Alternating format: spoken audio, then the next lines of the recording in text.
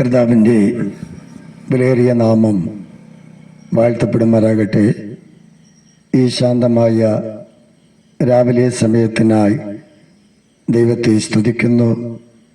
ഈ വർഷത്തിൻ്റെ അവസാനത്തെ ദിനങ്ങളിൽ ഒരു ദിനം കൂടെ പോകുമ്പോൾ ഒരു പുതിയ വർഷത്തിലേക്ക് നമ്മൾ കാലുവയ്ക്കുന്നുണ്ട്.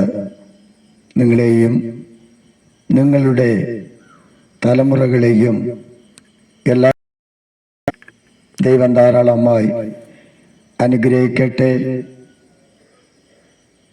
പഴയ വർഷത്തേക്കാൾ പുതിയ വർഷത്തിൽ നന്മയും അനുഗ്രഹങ്ങളും ദൈവം ധാരാളമായി നൽകുമാറാകട്ടെ. ഉൽപ്പത്തി പുസ്തകം 12-ാം അധ്യായം 3-ാമത്തെ വാക്യത്തിൽ നിന്നെ അനുഗ്രഹിക്കുന്നവരെ ഞാൻ അനുഗ്രഹിക്കുമെന്നും നിന്നിൽ എല്ലാവരും അനുഗ്രഹം പ്രാപിക്കുമെന്നും അബ്രഹാമിനോട് ദൈവം അരുളി ചെയ്തു. അബ്രഹാം നോഹയുടെ പരമ്പരയിലാണ് ജനിക്കുന്നത്. അബ്രഹാമിനെ ദൈവം വിളിച്ചു,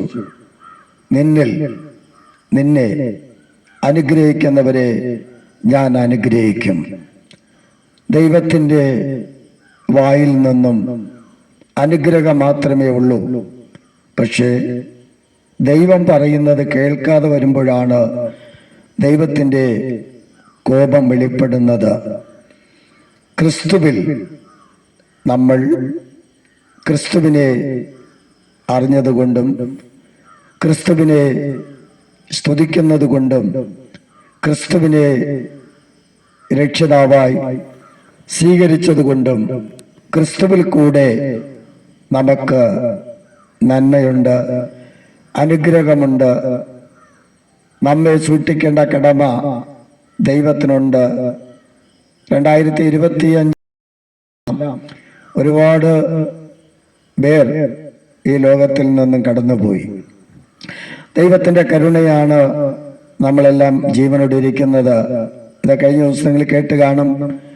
5 വയസ്സായ ഒരു കുഞ്ഞ് പിണങ്ങിക്കൊണ്ടുപോയി, അത് വെള്ളത്തിൽ പോയി ചാടുവാനിടയായി. എത്ര ദുഃഖകരമായ സംഭവങ്ങൾ ലോകത്തിൽ നടക്കുമ്പോൾ, കൊലപാതകങ്ങൾ നടക്കുന്നു. എന്നാൽ കുടുംബത്തിൽ, വ്യക്തിപരമായ ജീവിതത്തിൽ സമാധാനമുണ്ടാകട്ടെ. ഞാൻ വേദപുസ്തകം വായിക്കുമ്പോൾ മനസ്സിലാക്കുന്ന ഒരു കാര്യം, കീഴ്പ്പെടാത്തത് കൊണ്ടാണ്, അനുസരിക്കാത്തത് കൊണ്ടാണ്. ദൈവം പറയുന്നത് കേൾക്കാൻ തയ്യാറല്ല. ഞാൻ പേരൂക്കട വഴിയിൽ നിന്നാണ് വരുന്നത്. ഞാൻ മനസ്സിലാക്കുന്ന ഒരു കാര്യം, ദൈവം സ്നേഹമാണ്. ദൈവം സ്നേഹിക്കുന്നു, എല്ലാവരെയും സ്നേഹിക്കുന്നു. ആരെയും ദൈവം വെറുക്കുന്നില്ല. എന്നാൽ ദൈവം പറഞ്ഞു, ഞാനല്ലാതെ ഒന്നും, ഒരു ബൊമ്മ, അത് ഇംഗ്ലീഷിൽ പറയുന്നത് ബൊമ്മ ഉണ്ടാക്കരുതെന്നാണ്. പുറപ്പാട് 19-ാം അധ്യായം 16-ാമത്തെ വാക്യത്തിൽ ഇസ്രായേൽ മക്കളുടെ മധ്യയിൽ സീനായി പർവ്വതത്തിൽ ഇറങ്ങുമ്പോൾ തേജസ് കൊണ്ട് നിറഞ്ഞു. 20-ാം അധ്യായം 19-ാമത്തെ വാക്യത്തിൽ ജനം പറഞ്ഞു, ദൈവം ഞങ്ങളോട് സംസാരിക്കേണ്ട, മോശെ സംസാരിച്ചാൽ മതി. 21-ാമത്തെ വാക്യം മുതൽ വായിക്കുമ്പോൾ ഞാനല്ലാതെ ഒന്നും ഉണ്ടാക്കുകയോ സേവിക്കുകയോ ചെയ്യരുത്. ഇമേജ്, പൊമ്മ എന്നാ പറയുന്നത്. അതിന് ബൊമ്മ ഉണ്ടാക്കി സേവിക്കുന്നത് ദൈവത്തിന് വളരെ കോപമായിട്ടുള്ള ഒരു കാര്യമാണ്. ദൈവം നമ്മുടെ അപ്പനാണ്. ദൈവം നമ്മുടെ സ്നേഹിതനാണ്. നമുക്ക് അപ്പനും അമ്മയൊക്കെ ഉണ്ടായിരുന്നു കാണും, അവർ നഷ്ടപ്പെട്ട് കാണും. എന്നാൽ ഒരിക്കലും മാറിപ്പോകാത്ത അപ്പനായി, അമ്മയായി, സ്നേഹിതനായി നമ്മുടെ വേദനകൾ പങ്കിട്ടാൽ, പറഞ്ഞാൽ ഏത് സമയത്തും കേൾക്കുവാൻ കഴിവുള്ള ദൈവമാണ്. ആ ദൈവത്തെയാണ് നമ്മൾ സേവിക്കുക, ആരാധിക്കുക, സ്തുതിക്കുക, ഉയർത്തുക, പുകഴ്ത്തുക എന്നുള്ള കാര്യം നമുക്ക് മനസ്സിലാക്കാൻ കഴിയുന്നത്. ഭാരം കാണും, വേദന കാണും, നിരാശ കാണും, ഒറ്റപ്പെട്ടു നിൽക്കുന്ന അവസ്ഥയായിരിക്കാം. എന്നാൽ ദൈവത്തിന് മുമ്പിൽ കണ്ണുനീരോടുകൂടെ നിലവിളിച്ചാൽ, കരഞ്ഞു കഴിഞ്ഞാൽ ദൈവത്തെ കുലുക്കാൻ കഴിയും. ദൈവത്തെ സിംഹാസനത്തിൽ നിന്നും എഴുന്നേൽപ്പിക്കണമെങ്കിൽ ദൈവത്തിന്റെ സൃഷ്ടിയായ മനുഷ്യൻ, സ്വന്തം കൈകൊണ്ട് ദൈവം സൃഷ്ടിച്ചത് മനുഷ്യനെയാണ്. വേറെ എല്ലാം 31-ാം അധ്യായം നിങ്ങൾ വായിച്ചാൽ സൃഷ്ടിയെ കണ്ടുകൊണ്ട് നല്ലത് നല്ലത് നല്ലത് നല്ലത് എന്ന് പറയുമ്പോൾ 22, 28, 31, 22, 21 അനുഗ്രഹിക്കുമ്പോൾ 31 വളരെ നല്ലത് എന്ന് ദൈവം പറഞ്ഞു. എന്നാൽ മനുഷ്യനെ നല്ലത് എന്നവിടെ പറയുന്നില്ല, അനുഗ്രഹിച്ചു ദൈവം. കാരണം മനുഷ്യൻ ഉപായിയാണ്, മനുഷ്യൻ ദുഷ്ടത ചെയ്യുന്നവനാണ്, മനുഷ്യൻ അനീതി ചെയ്യുന്നവനാണ്, ദൈവം പറയുന്നതിന് വിരോധമായി പ്രവർത്തിക്കുന്നവനാണ് മനുഷ്യൻ. എല്ലാം എനിക്ക്, എന്റേത്, ഞാന് എന്നുള്ള അഹങ്കാരം ഉള്ളത് മനുഷ്യനാണ്. ഇത് പിശാചിനുണ്ടായിരുന്നു. കാരണം അവൻ പറഞ്ഞു, യശയ്യാവ് 14 ആകാശത്തിൽ കയറും, ദൈവത്തിന്റെ സിംഹാസനത്തിന് മുകളിൽ കൊണ്ട് കൂടുകെട്ടുമെന്ന്. പക്ഷെ അവൻ താഴെ വരുമെന്ന് അവൻ അറിയത്തില്ലായിരുന്നു. ഉദവികൾ, ഉയർച്ചകൾ, പദവികൾ, നന്മകൾ നമ്മൾ ആഗ്രഹിക്കാതിരിക്കുന്നത് നല്ലതാണ്. ദൈവം നമുക്ക് പദവി തരണമെങ്കിൽ ആർക്കും തടുക്കാൻ പറ്റത്തില്ല. ദൈവം തുറക്കുന്ന വാതിലടയ്ക്കുവാൻ ലോകത്തിൽ ഒരു മനുഷ്യനുമില്ല. ആരും അടയ്ക്കാതെ വണ്ണം തുറക്കുന്ന ദൈവമാണ്. ദൈവത്തിന്റെ പ്രവർത്തികൾ ഇന്നുമുണ്ട്. നിങ്ങളുടെ പ്രശ്നം ഏതാകട്ടെ, നിങ്ങളുടെ നിരാശകൾ ഏതാകട്ടെ, നിങ്ങളുടെ വേദനകൾ ഏതാകട്ടെ, നിങ്ങൾ ഒറ്റപ്പെടട്ട്, ഉപേക്ഷിക്കപ്പെടട്ട്, നിങ്ങളെ വേണ്ടാമ എന്ന് പറയട്ടെ, ദൈവം അത് പറയുന്നില്ല. എവിടെ നിങ്ങൾ ഒതുക്കപ്പെടുന്നുണ്ടോ, എവിടെ നിങ്ങൾ നിന്ദിക്കപ്പെടുന്നുണ്ടോ, നിങ്ങൾ ദൈവത്തിൽ ആശ്രയിച്ചു നിന്നാൽ 34-ാം സങ്കീർത്തനം പറയുന്നത്, അവങ്കിലേക്ക് നോക്കിയവർ പ്രകാശിതരായി. വെളിപ്പാട് 1 പ്രകാശമുള്ളവൻ, സൂര്യനേക്കാൾ പ്രകാശമുള്ള ദൈവം, ആ ദൈവത്തിന്റെ മുമ്പിൽ കണ്ണുനീരോടുകൂടെ വചനത്തെ കൈക്കൊണ്ട് നടക്കുമ്പോൾ നമ്മൾ അനുഗ്രഹം പ്രാപിക്കും. ഭാര്യ, ഭർത്താവ്, മക്കൾ, മരുമക്കൾ, കൊച്ചുമക്കൾ, ജോലി, ആട്, മാട്, പറവകൾ. ആവർത്തനം 28, 1 മുതൽ 14 വരെ.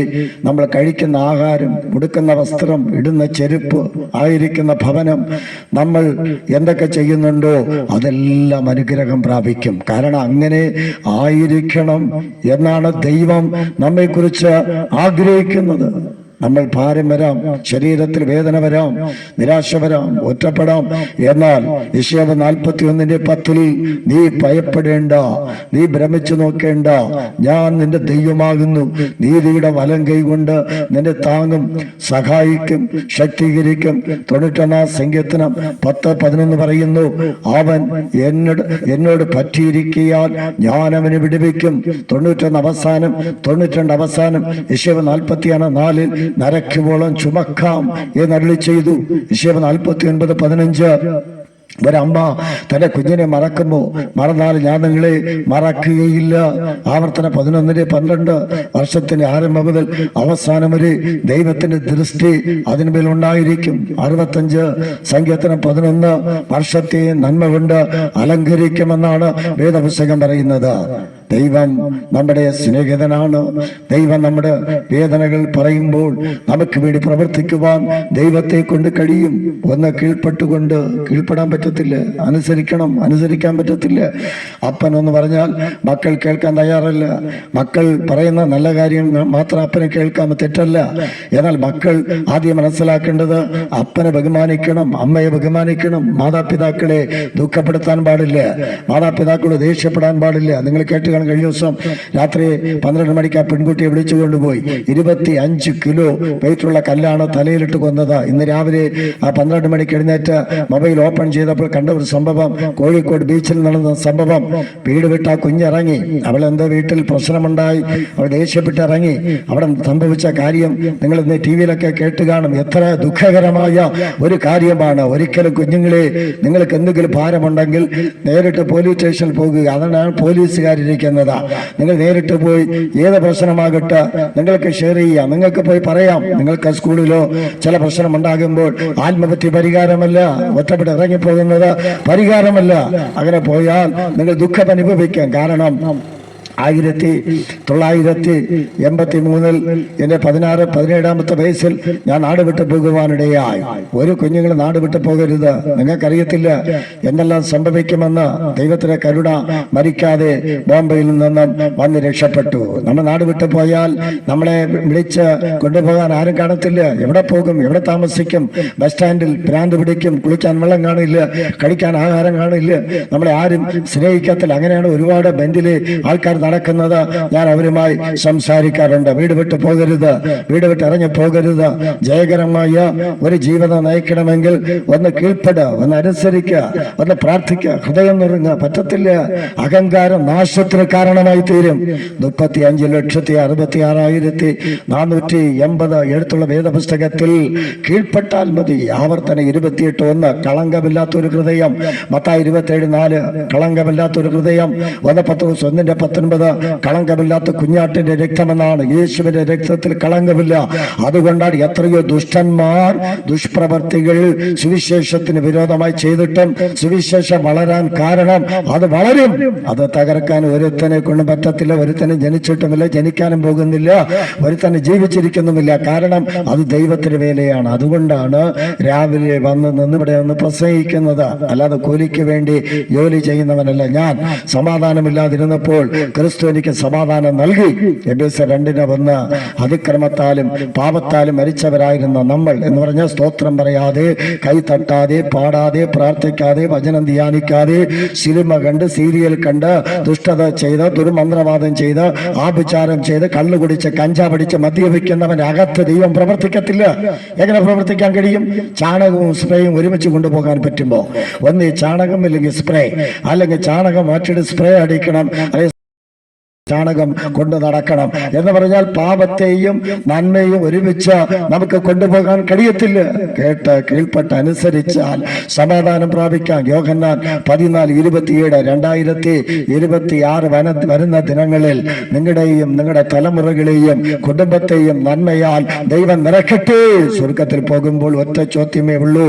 നീ ബിരിയാണി കഴിച്ചോ എന്നല്ല, നീ സുവിശേഷം പ്രസംഗിച്ചോ എന്നല്ല, നീ മുഖാന്തരം എത്ര പേര് മാനസാന്തരപ്പെട്ടു, നീ മുഖാന്തരം എന്റെ വേലയ്ക്ക് വേണ്ടി നീ എന്ത് ചെയ്തു. സകല മനുഷ്യനെയും പിടിച്ചു നിർത്തുന്ന കുലുക്കുന്ന ഒരു ദിവസം വരും. ആ വേദന കൊണ്ടാണ്, ആ ഭാരം കൊണ്ടാണ്, അത് മിണ്ടാതിരിക്കാൻ കഴിയാത്തത് കൊണ്ടാണ് വന്ന് നിന്ന് പ്രസംഗിക്കുന്നത്. കുഞ്ഞുങ്ങളെ, ജയകരമായ ഒരു ജീവിതം, നന്മയായ ഒരു ജീവിതം എങ്ങനെ നയിക്കാൻ കഴിയും?